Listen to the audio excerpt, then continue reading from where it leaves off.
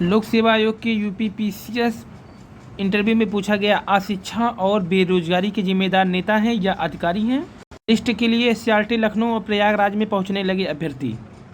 शिक्षा मित्र पहुंचे जागेश्वर धाम, बाबा से की शिक्षा मित्रों के लिए कामना। नमस्कार दोस्तों, स्वागत है आपका 69,000 शिक्षक भर्ती परीक्षा की अपडेट न्यूज में। तो यहाँ पर टीम की ओर से संदेश दिया गया है कि अगर खुद से नहीं हारे हैं तो जीत निश्चित है।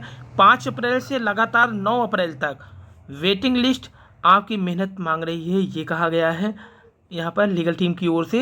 यानी आज से वो लोग एससीईआरटी लखनऊ पर पहुँच गए हैं सोशल डिस्टेंसिंग के साथ, मास्क और सैनिटाइजर लेकर के।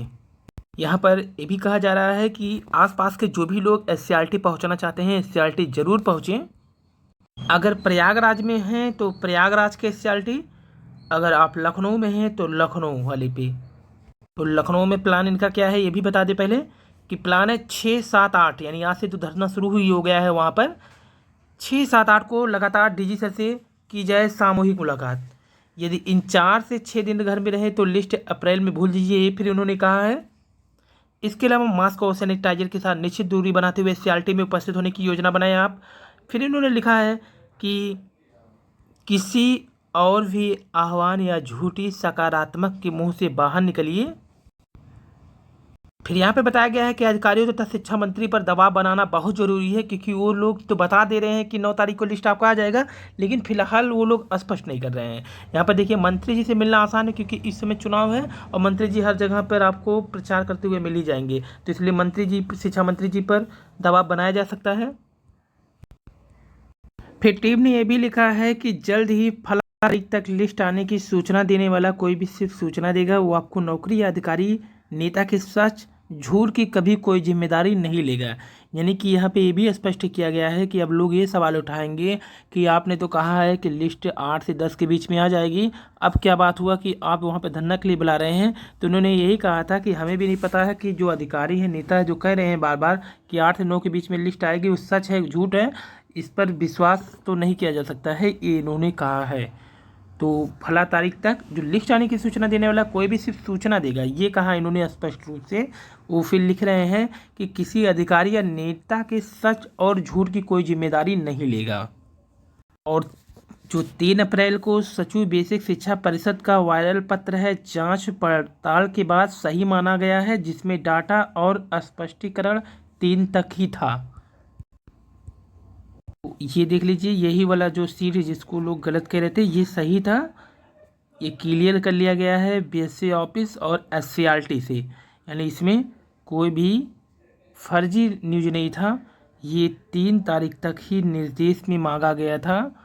यहाँ पर जो उल्लेख किया गया है ये स्पष्ट कर दिया है टीम ने और अन्य अभ्यर्थियों ने बीएससी से मिलकर के, जिसमें कहा क्या गया था कि जिस वर्ग की जो सीटें खाली हैं उसी वर्ग से भरी जाएंगी। जो भी सीटें खाली हुई हैं, चाहे वो अनुपस्थिति हो या विसंगति से हो, उनका विवरण उसी हिसाब से उपलब्ध कराएं, जैसा 67,867 की एक्सेल सूची में था। सिर्फ उसके आगे एक कॉलम बढ़ाकर यह कर दिया गया है कि वो सीट किस कारण रिक्त हुई थी।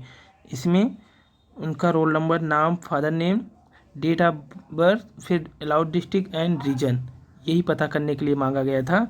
अब ये उनके ऊपर है, यानी कि विभाग के ऊपर है कि ये नए सिरे से उसको भर्ती करते हैं पूरी सीट पर आरक्षण के अनुसार, या फिर जिसकी जो सीटें खाली होती हैं उसी को देते हैं। तो ये बीएससी के द्वारा बताया गया कि जिस वर्ग की जो सीटें खाली हैं उसी वर्ग से भरी जाएंगी, जबकि मंत्री जी के अनुसार उन्होंने कहा था कि सामान मतलब हो जाएगा, फिर जिस हिसाब से जिस वर्ग का जितना बनेगा उस हिसाब से उतना दे जाएगा।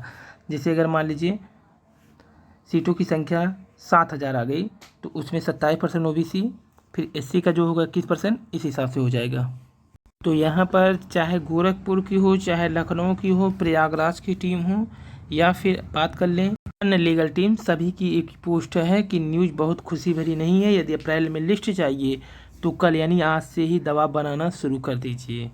फिर लिखा है मामला गंभीर है, अन्यथा आप स्वयं जिम्मेदार होंगे, ये टीम की ओर से कहा गया है।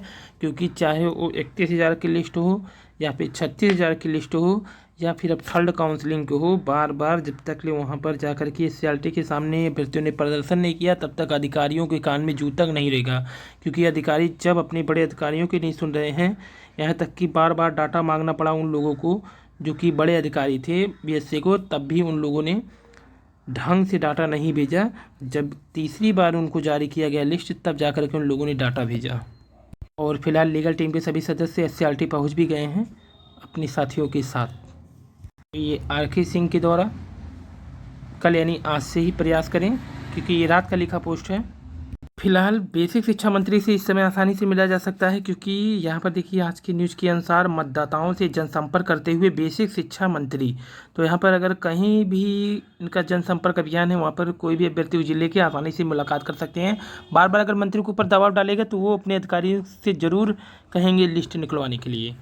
यहाँ सरकार की उपलब्धि गिना करके ट्रिपल इंजन के लिए मांगा समर्थन। बेसिक शिक्षा मंत्री ने कई ग्राम पंचायत में किया है जनसंपर्क।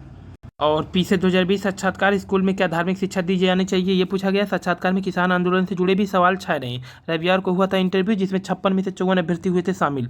दक्षिण भारत के किसी राजवंश का नाम पूछा गया था। अंकोरकर मंदिर के बारे में पूछा गया था। थाईलैंड और भारत के प्राचीनकालीन संबंधों के बारे में क्या जानते हैं, ये पूछा गया। थाईलैंड पर भारतीय संस्कृति का प्रभाव पूछा। इतिहास में कौन घटना आपको सबसे ज़्यादा प्रभावित करती है, क्यों करता है। फिर नमामि गंगे योजना के बारे में पूछा गया। नदी के दोनों तरफ पेड़ लगाना क्यों सही है। बच्चों को मैथमेटिक्स क्यों पढ़ाते हैं। भारत के किसी प्रसिद्ध गणितज्ञ का नाम पूछा गया था। गीता दर्शन क्या है। बुंदेलखंड की जनजाति के बारे में बताइए। हवाई जहाज किस सिद्धांत पर उड़ता है और एयर टरबाइन कैसे काम करता है।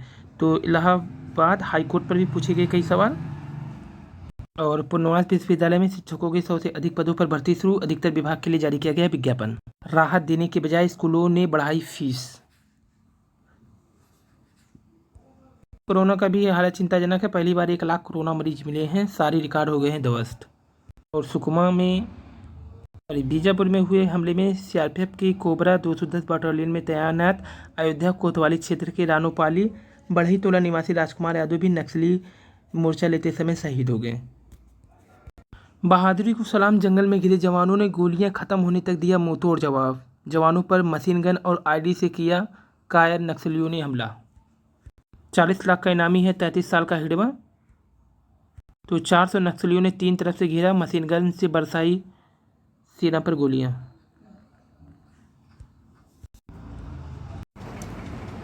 तो शिक्षा मित्र पहुंचे हैं जागेश्वर धाम। बाबा से किए शिक्षा मित्रों के लिए कामना। तो उत्तर प्रदेश प्राथमिक शिक्षा मित्र संघ के नवनियुक्त जिलाध्यक्ष कपिल यादव शुक्रवार को बाबा के दरबार जागेश्वर धाम पहुंचे। जिलाध्यक्ष बनने के बाद उत्तराखंड के अल्मोड़ा जिले में स्थित बाबा जागेश्वर धाम मंदिर में मत्था टेका। इसके साथ ही शिक्षा मित्रों के भविष्य को लेकर के बाबा से कामना किया। जिलाध्यक्ष कपिल यादव ने बताया कि समुद्र सतह से 1870 मीटर की ऊंचाई पर स्थित देवदार के घने वृक्षों से आच्छादित यह रमणीय स्थल सौम्य एक अद्भुत और मनोरम दृश्य है।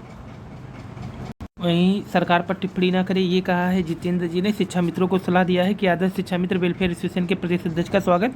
प्रदेश अध्यक्ष ने सरकार की नई शिक्षा नीति को लाभकारी भी बताया और कहा सर धैर्य रखें, धैर्य बिल्कुल न खोए। सरकार पर कोई टिप्पणी न करें, सब कुछ सरकार से ही हासिल करना है।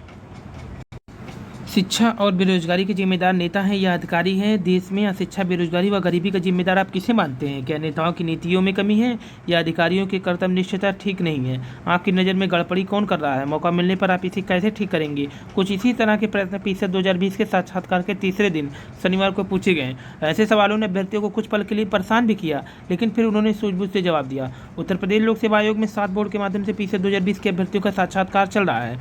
हर बोर्ड अभ्यर्थियों से विषय के अलावा उनकी सूझबूझ व नेतृत्व क्षमता परखने के लिए मौजूदा परिस्थितियों पर आधारित प्रश्न भी पूछ रहे हैं। शनिवार को अलग अलग अभ्यर्थियों से पूछा गया, जाति आधारित आरक्षण को कितना उचित मानते हैं। आरक्षण समाज में कैसे व्यक्ति को मिलना चाहिए। देश में शिक्षा की क्रांति कब वो कैसे आई। सोशल मीडिया समाज के लिए कितना उपयोगी है। क्या इस पर बंदिश लगाना चाहिए। यूपी सरकार के पिछले 1 साल का कार्यकाल कैसा रहा है। तो यही सबसे करंट टाइप के क्वेश्चन भी पूछे जा रहे हैं उन लोगों से। वहीं प्रयागराज में यूपीएससी पर लगेगा प्रतियोगियों का जमघट। एपीएस यानी अपर निजी सचिव की भर्ती न निकलने से नाराज प्रतियोगी उत्तर प्रदेश लोक सेवा आयोग का घेराव करेंगे। 5 अप्रैल को होने वाले प्रदर्शन में प्रदेश के विभिन्न जिला के अभ्यर्थी शामिल होंगे। इसके मद्देनजर शनिवार को प्रतियोगियों ने आयोग के अध्यक्ष को ज्ञापन दिया। बताया कि 2013 के बाद से एपीएस की भर्ती नहीं निकली, इससे हजारों अभ्यर्थी ओवरेज हो गए हैं। भर्ती न निकलने से प्रतियोगियों का मानसिक पीड़ा से गुजरना पड़ रहा है। आयोग को 2020 में करीब 250 पदों पर भर्ती का दियाचन मिला था। उम्मीद है कि नई परीक्षा कैलेंडर में एपीएस की भर्ती की तारीख भी रहेगी, लेकिन आयोग द्वारा 15 जनवरी को जारी किया गया 2021 के परीक्षा कैलेंडर में 16 परीक्षाओं में एपीएस की भर्ती का जिक्र ही नहीं किया गया है। प्रतियोगी दीपक कुशवाहा, उमेश पांडे आदि यहाँ पर 2013 में APS के 176 पदों की भर्ती निकली थी, लेकिन अभी भी वो पूरा नहीं हुई, ये बात बताया।